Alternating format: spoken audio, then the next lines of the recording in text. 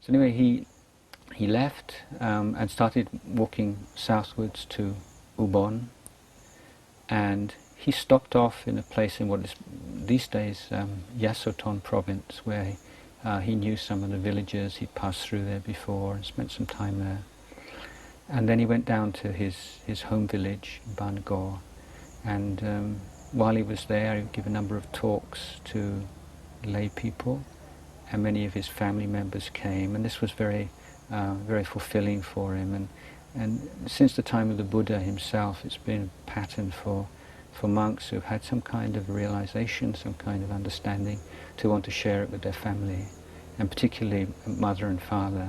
Of course, you remember Ajahn Chah's father had passed away, but Ajahn Chah really wanted to help his mother to progress in Dhamma.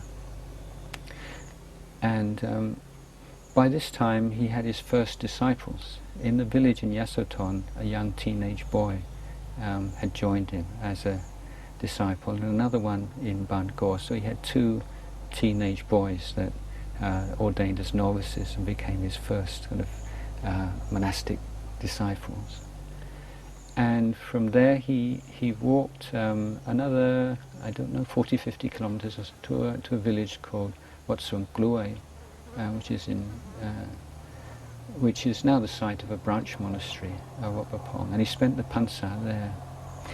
Now, while he was at Wat Suan Klue, he had a number of dreams, and I mean, dream analysis is not a big deal in Buddhism, as you know.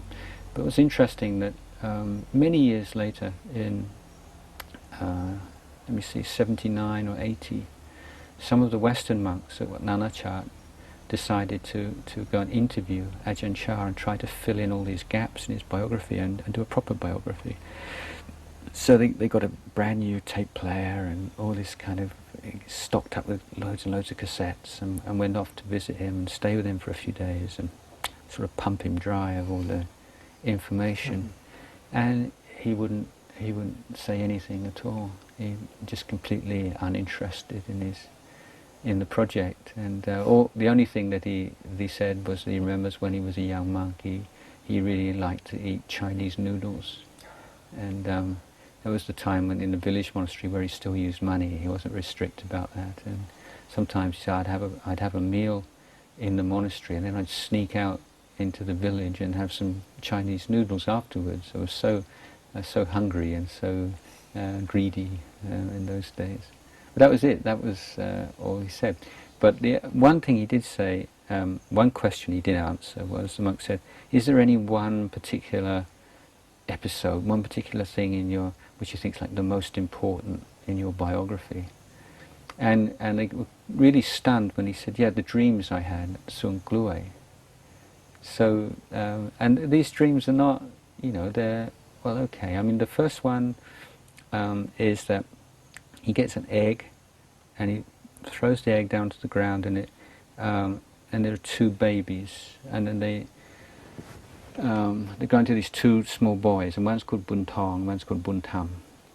And then I think Bun Tong dies, or I can't remember exactly the details, but Bun Tong's out the picture, he does it, and Bun Tam is the one that grows up. And so that's maybe like Bun Tong's, maybe it's like wealth and worldly success, and Bun Tam is like Dhamma success, maybe that's what that one means.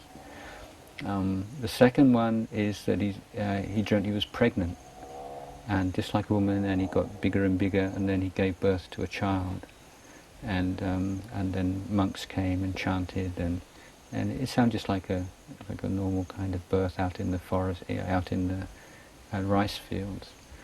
So again, I mean, he didn't ever give any interpretation of this. Possibly that might be sort of the birth of the Dhamma or enlightenment experience.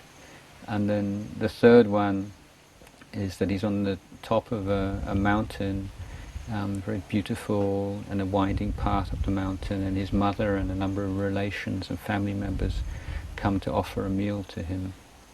So there again, I mean, speculation that might prefigure his invitation to establish a monastery outside his home village. But even so, it's still surprising that he would consider those the most important thing from his biography.